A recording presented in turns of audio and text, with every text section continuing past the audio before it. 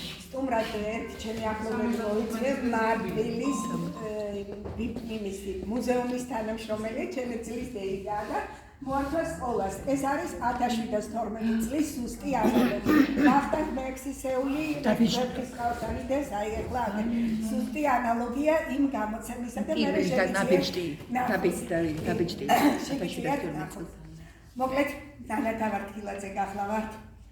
მე დღევანდელი კონფერენციისთვის ერთი პერსონაჟი შევარჩიე და ეს გახლავთ ართანდი. მათბირი და მოგარწმუნებთ. ანიდა ორი. იგი არის უპირველესი წინ. ჩვენი სულიერი პასპორტი ალბათ. აი ამ წიგნში არის თავმოყრილია ყველაფერი, რაც კი ოდესმე თელს ქართულ აი არსებობის განმავლობაში ალბათ რაც კი ქართულ ხელოვნებას თვისებრიობა თუ მახასიათებელი გააჩნია ყველაფერი დევს მეხის ყავსანში. მე ისე სიამაყით ვეუბნები ხოლმე ჩემს ბავშვებს აი არის რაღაც საიტები რომელზედაც რაღაცების არანჟირება ქვეყნდება ხოლმე. 1-3-4 წლის წინათ ვეცდები რომ არ დაგყალოთ და რაც შეიძლება კონკრეტულად გითხრათ 1-3-4 წლის წინათ მსოფლიო პოეტების ათეულში ამერიკელებს მერვე ადგილზე ეყენათ რუსთაველი და მახსოვს ერთმა ძალიან გონიერმა ადამიანმა თქვა რომ ხალხო პლანეტის ათეულზეა ლაპარაკიო და რომელ მერვეზე 10-მე პირველიაო და სადაც გინდათ იქ ვიყოთ ათეულში ხოლმე. დავიდა რამდენიმე წელი და ამ ამერიკელებმა მოგიდეს ვერხის ყავსანს ხელი და თავში დააყენეს რუსთაველი. სულ ვეუბნები ჩემ ბავშვებს ხალხო ყოველთვის გახსოვდეთ პლანეტის უპირველესი პოეტი ქართველია და ეს ყველა ქართველის სიამაყე და იყოს და უნდა იყოს სიამაყის საგანი ნამდვილად და მეორე ადგილზე იცით დგას ვაჟა-ფშავა ასე რომ ძალიან მაგრები ვართ ქართველები რას კარგები ვართ ქართველები განარჩენი კიდევ არ მოუხილავთ აი სულ ჩვენ ვიკრებით ვიდრე უშუალოდ საკითხზე გადავიდეთ მეტად ჩვენი პოეტების რუკა არსებობის რადგან გამოსწრებოდით პერსონაჟზე ვმუშაობ ყველაზე აქტუალურად და ძალიან მაგრად გამადგება ხოლმე და ყველაზე ხშირად ვიყენებ ორმხრივ ჩანაწერთა ტრიოს. ჩემს თემას ნახავდით პროგრამაში ესე ქვია ყმადკმილი და თბილქართული ანუ ავთანდილის უნარები. აი ორმხრივ მაშინვე როდესაც პერსონაჟზე მუშაობას ვიწყებ ვავალებ ორმხრივ ჩანაწერთა ტრიოს გაკეთებას და აი ნახეთ ქმედება პერსონაჟის და უნარი ამ ქმედებაში რა უნარი ჩანს. მოკლედ აი ასე მუშაობთ ხოლმე პერსონაჟზე და მე ჩემს მოგრძალებულ მოხსენებაში ავთანდილის უნარებზე მაქვს საუბარი. მოკლედ უპირველესი წიგნია ვერხის ყავსანი და ამ ნაწარმოების ზენიტში მდგარი პერსონაჟია ავთანდილი. დამოუკიდებელი, აქტიური, დინამიური, მუდმივად მობილიზებული. მიზანსა და საშუალებაზე კონცენტრირებული. მისი მოქმედება, ფიქრი, იმ კონკრეტულ მოცემულობას შეესაბამება, რომელსაც იგი იმ კონკრეტულ დროში იმყოფება. არასოდეს იქნება. მუდმივად არის თანმიმდევრული, სადაა გამარჯვებისათვის და საკუთარი ღირსების დაცვისათვის. ავთანდილს ყველა უნარი აქვს, რაც კი 21-ე საუკუნის ადამიანს სჭირდება. მან იცის საკუთარი თავის ფასი, იცის რომ ღირსება არასოდეს უნდა შეილახოს. იგი ხშირად იყენებს აი თანამედროვე ტერმინოლოგიით, რომ ვთქვათ, PR ტექნოლოგიებს. ნახეთ, მას ყურადღების ცენტრში უყვარს ყოფნა. შეუძლია სხვებს თავისი ღირსება დაანახოს და ამით აღწერს შეუცვლელ ეფექტს. რის გამოც უყვართ იგი არაბეთში, გუგანჟაროში, მუხაზავზარსა თუ სხვათა სამეფოში. არაბეთის მეფე ქალზე შეყვარებული გრძნობიარე მიჯნურია. მაგრამ აქვე გამოიკვეთება მითიცი ერთ-ერთი ფიქრობ ყველაზე მთავარი უნარი, პრაგმატულობა. ნახეთ, დინათინის გამეფება იმიტომ ახარებს, რომ ზედა მომხდების ნახვამის პროფიტალისაო. აი, დინათინის გამეფებისთანავე ახერხებს ყურადღების ცენტრში მოქცევას. აგულიანებს ვეზირს, მეფეს უგუნებობის მიზეზი იკითხოს. აქვეა სითამამე, სუბუქი იუმორიც, გახსოვთ ეს იუმორი და დასაშეგაწერთ. როსტევანის თვისებები მემკვიდრეობით აქვს თინათის, მაგრამ თინათინი ვერ იქნება უებრო მეომარი. ნახეთ, მაშა სადამე შესაძლო ვერ შეძლოს ქვეყნის დაცვა. აი გააწუხებს თაზე წუხს როსტევანი. ნახეთ, როგორც ჩანს, მაინც ბოლომდე არ არის ლეკვილონისას სწორი. მეფის გამოწვევას ნახეთ ცოტათი მომგავს ავთანდილ ჩემგან მენაზარდობითაო უკოყმანოდ უპასუხებს და თამამად აცხადებს პრეტენზიას, რომ როგორც მეომარი მეფეს არ ჩამოუვარდება. მეფეც თუ ავთანდილი აჯობებს, დამშვიდდება, არაბეთის სამეფოს ჰუმანიზმს ჰარმონიული ურთიერთობები გამოხატავს. აქვე გავიხსენოთ, როგორ მიმართავს მეფეს. ნახეთ, მიწაცა თქვენი ავთანდილ, თქვენ წინათ შვილდოსანიაო. თუ გაიხსენებთ, როცა იგი თავის ხმებისადმი წერილს წერს, სწორედ ასე იწყებს, მიწაცა თქვენი ავთანდილო. მაშასადამ, რა დიდებული ქვეყანაა არაბეთი. ამ ქვეყანაში მეფეს და ხმას ზუსტად ერთნაირად მიმართავენ. ავთანდილმა კარგად იცის, რომ თინათინს ქვეყნის სრულყოფილად მართვისათვის უებრო მეომარი სჭირდება გვერდით. ჭკვიანი კაცი ამ ხშანს ხელიდან ვერ გაუშვებს, მით უფრო თუ შეყვარებულია. არც დაუხანებია როსტევანისა და ალბათ თინათინისთვისაც თავისი შესაძლებლობები რომ დაენახებინა. მეფემ შვენივრად გაიგო ავთანდილის შეთავაზების ქვეტექსტი, ამიტომ კი არ განრისხდა. სიცილით უთხრა, თუ არ გაწმილდი, მაჯობო, ბედი გეყოფა ბედადრეო. ნადირობის დროს გახსოვთ, როგორ საზეიმო ფერებში გამოცხადდა, თეთრი ცხენი, ძოწეულით მოსასხამი, ოქროსფერი ლიდით, ტრიუმფისათვის ემზადება. გაიბაჯო კიდევაც, მაგრამ აქ ბედმა უმუხტლა. ნახეთ, ყველაზე ამაღლებელ წუთებში, როცა ზეიმობდა, მოვიდა ვიღაც უცხო მოყმე და მათრახის ერთი მოქნევით მისი ღირსება შელახა. არაბეთი ბედნიერი ქვეყანაა. ამის დასტური ისიცაა, რომ ერთ დამწუხრებულ კაცს თავის გემოზე ტივილიც კი არაცალეს. დაუმძიმდა არ ვიცოდი ამ კინოტარისთვის კიდევ ბრძანებს როსტევანი და დაიჯერებს, რომ ეს მოჩვენება იყო. მაგრამ თინათინი მიხვდა, რომ იგი ხმახორციელია. მისმა გაუჩინარებამ კი მის პასპეტს თავისი პასპეტის უებრო მეომრობაში ცოტათი დააეჭვა. იმ დროს, როცა ავთანდილი ჩანს ემღერის, თინათინი გეგმებს სახას. ლახსა და უკაკის პასპეტს დაღრეჯით მჯდომი დახვდა. იგი უებრო ქუშად ჭდა, ელვისამს გასაჩვენოდა და ჩასულს ახლა თინათინს. ნახეთ,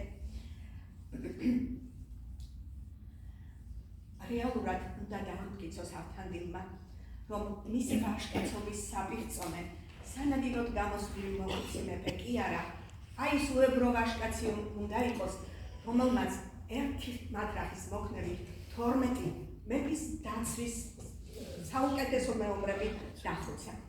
დიახ, ნახეთ, გასეუბნება თინათინი. გახსოვსო შენ და როსტანს მინდორს ხეცი მოგნასრე დამამხოცა. ნახეთ, მაშასადამი, აი იმ დღის მერე მე ვერაფერზე ვფიქრობ, ეუბნება თინათინი და შენ სამარცხნიო დღის შემდეგ და შენ. ახლა ნახეთ, უყურეთ თინათინს ხალხო. მაშინვე გენუკვი ნათელია მოთხოვნა. ავთანდილმა უცხო მოყმე უნდა იპოვოს. მისი წუხილის მიზეზიც უნდა შეიტყოს და თინათინისა და ავთანდილის ურთიერთობებს ახალი დუღაბი შემატოს. ნახეთ, თინათინის რაღაც დიპლომატიური რევერანსი იყო ეს. საყვედური უთხრა, მაგრამ ამავე დროს დაამშვიდა კიდევაც გენუკვი მონახვასაო, ესეც დააყოლა. ფერხისყაოსნის ქალებმა ზუსტად იციან რასუთ. და თუ ამას კაცები ვერ ხვდებიან, თავად მიახვედრებენ ხოლმე. ახლა ავთანდილმა უნდა დაამტკიცოს, რომ ღირსია არაჩვეულებრივ თინათინის გვერდის დარგეს, ერთად მართონეს მშვენიერი ქვეყანა. რაინდმა საკუთარი და არაბეთის ღირსებაც უნდა დაიცვას. ბედნიერი შედის ავთანდილი თინათინის სასახლეში, აკირებული და დარეტიანებული გამოდის. საოცნებო ქალმა სიყვარული აუხსნა, ერთგულება შეგვიცა და როცა ბედნიერები ცასუნდა წვეოდა, საწოლს დაწვა ტირალს და ცრემლით ნელად ეხოცებისო. გაიგო ავთანდილმა თინათინის საწოხარი. ისიც გაიგო, რომ დავალება მარტო უნდა შეასრულოს, ისევე მარტო, როგორც ის უცხო მოყმე იბრძოდა, სულიად მარტო, რადგან მარგალიტი არ მისმიქდეს უსასყიდლოდ უაჭრელად. მეფე ქალმა უნდა დაინახოს, რა შეუძლია ავთანდილს, ავთანდილს კი ბევრი რამ შეუძლია.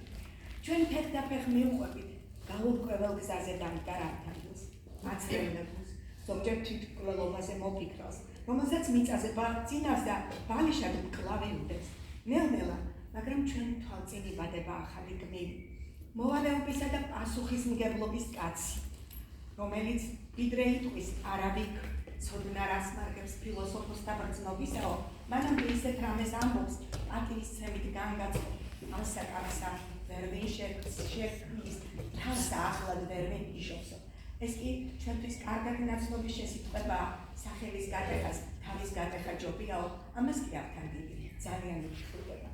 რუსთაველთან სრული, აბსოლუტური და შეუზღუდავი თავისუფლების დასტურია ავთანდილის თავდადება, რომელმაც მიჯნურის დავალების შესასრულებლად ყოვლივპილი ქვეყანისა მოვლო სრულად მოიარა, ასრე მომეცი საქვეშე არ მეურჩა არიარა. მთელი დედამიწა მოიარაო, ცის ქვეშებში ადგილიც არ დარჩაო და ამ დროს სწორედ უცებ მახსენდება ხოლმე, როდესაც იგი გამარჯვებული ბრუნდება არაბეთში, მან ავთანდილ თაყვანისა, ლომთა ლომან ზესა ზეცა, სამყოფი არა მართებს სამცა კაინასბაზესა. ნახეთ რამოდენას ცესიტებს, უნდა წესობის სტროფი, რომელიც მე ახლა გაგახსენებ. მიჯნურთა ბედნიერება მეფის სასახლემ ვერ დაიგია, ვერც დედამიწამ და ზეცა დარბაზად გაიხადესო. ავთანდილი მოგრძალებულია თინათინის მიმართ, რაც რუსთაველს ლირიკული მეტყველების უბადლო მარგალიტება აქვს გაცხადებული.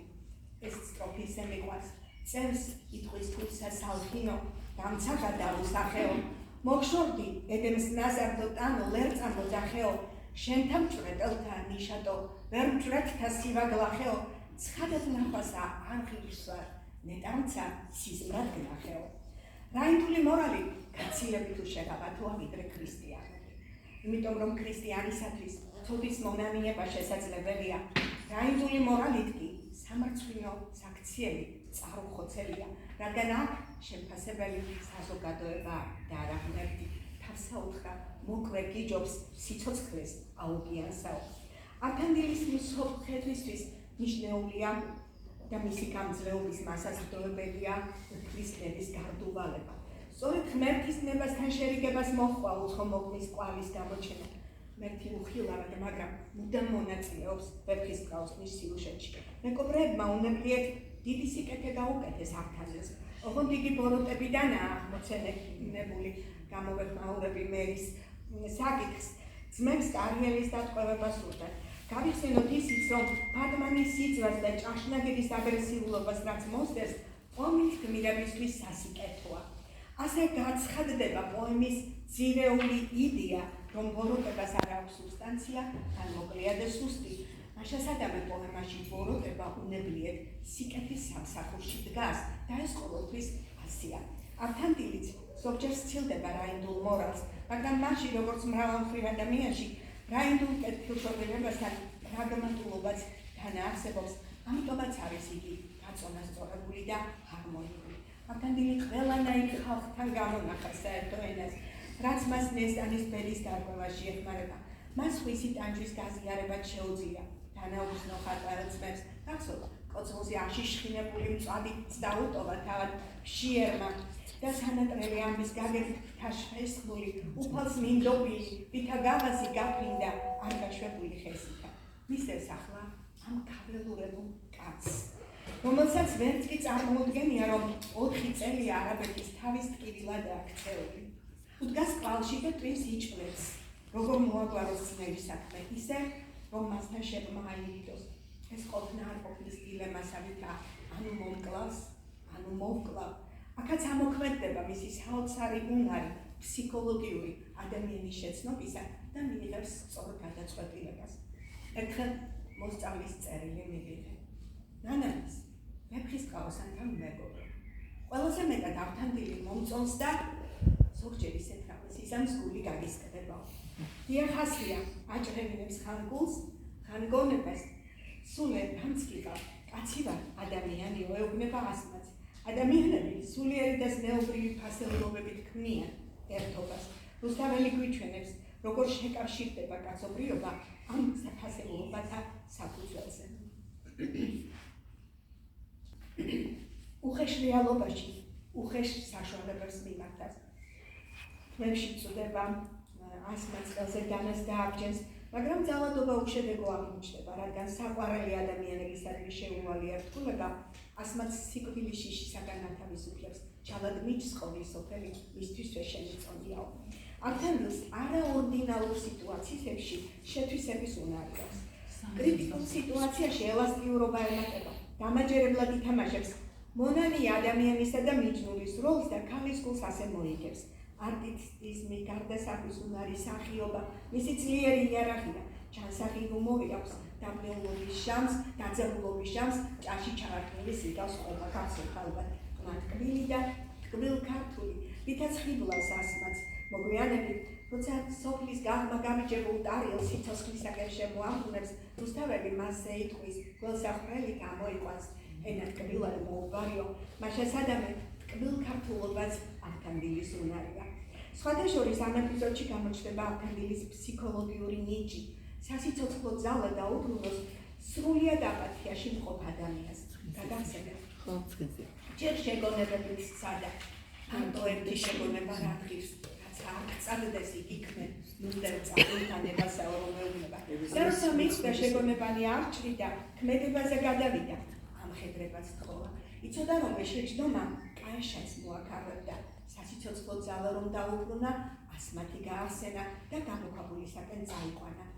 ართანდილი ტარიელს პირველი შეხვედრისთანავე ისე რომ ჯერ არც მისი სული შემძვრელი ისტორია მოусმენია და არც საკუთარი თავი ჩაუყენებია მის მდგომარეობაში უცნაურ სიტყვებს ეუბნება. ამა დღემა დამავიწყა გული ჩემი ვინ დავინდაო, შენ გეახლო სიკვდილამდის ამის მეტი არამიდა.